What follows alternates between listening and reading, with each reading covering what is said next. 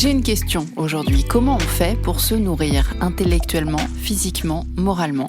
Je veux dire, le plus dur, c'est pas de savoir comment faire en fait.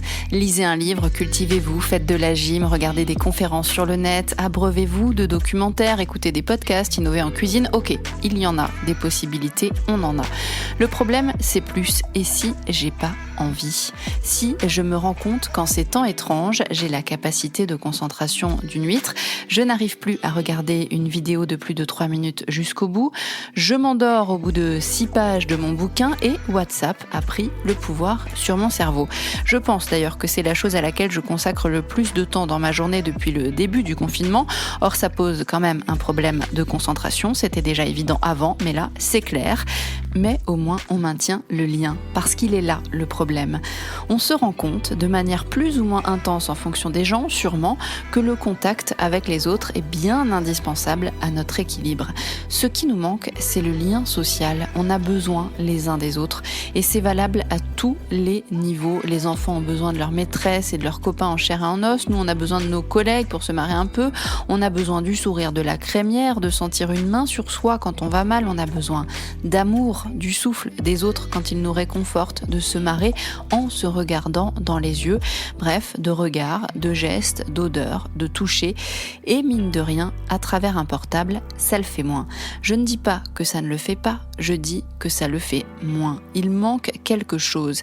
La surprise, l'improvisation, la petite magie de la vie. Et pourtant, il va falloir vivre comme ça encore un moment. Alors dites-moi comment on fait pour se nourrir. On peut bouffer, jouer aux jeux vidéo, squatter la télé, accepter de s'ennuyer, faire une overdose de sport dans le salon, passer en mode boulimie d'apéro virtuel, entrer dans une frénésie de ménage, avoir la chance de pouvoir jardiner ou de s'isoler des heures avec un bouquin, réviser des examens, des concours ou des cours. On en a plein, finalement, des options. Et puis on peut aussi écrire des conneries, un carnet secret, un journal de bord dans le monde, un roman, une thèse, des poèmes, un traité philosophique, des dossiers de presse, des conneries sur les réseaux sociaux, une biographie, des podcasts, des films, des polars, des poésies, des chansons. Pas mieux.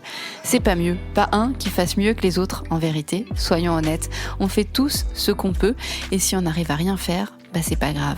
Par les temps qui courent, réapprendre ou apprendre à vivre seul, c'est la meilleure chose qu'on ait à faire, et ça, c'est déjà énorme. C'est énorme d'apprendre à vivre tout seul. Donc, chacun son truc.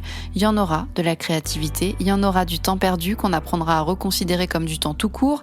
Il en sortira de belles idées et même sûrement quelques bons souvenirs de cette période. Ceux qui passent leur journée dans les flammes de l'enfer ne pourront d'ailleurs pas en dire autant, mais ils reviendront aussi avec leurs conclusions et leurs grands moments d'humanité. Chacun fait ce qu'il peut en gros, et on est tous un peu à nu. Alors puisque nous avons tombé les habits sociaux, puisque la pression sociale ne nous intime plus l'ordre de faire d'abord ceci ou d'abord cela, puisqu'on a le droit de faire rien et le temps pour ça et bien plus encore, profitons-en pour oser essayer d'être nous, tout simplement.